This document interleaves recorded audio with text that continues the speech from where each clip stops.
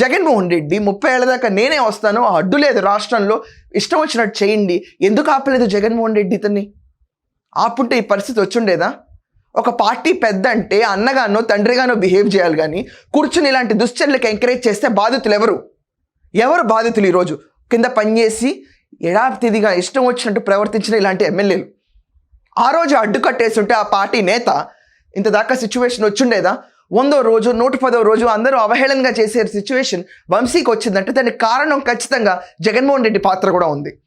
జగన్మోహన్ రెడ్డి మెంటాలిటీకి నిన్న press meet పెట్టినప్పుడు తనకు తను కాపాడుకోలేని position.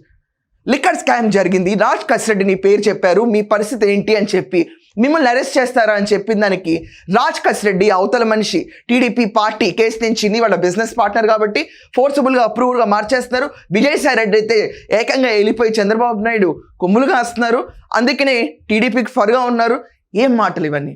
And at the last మీరు అరెస్ట్ అవుతారా అంటే ఐఎమ్ రెడీ, నేను విజయవాడలోనే ఉన్నాను, కావాలంటే వచ్చి చేసుకోమనండి. తను కాపాడుకోలేని పొజిషన్లో జగన్మోహన్ రెడ్డి ఉన్నప్పుడు వీళ్ళందరినీ ఏం కాపాడతాడు?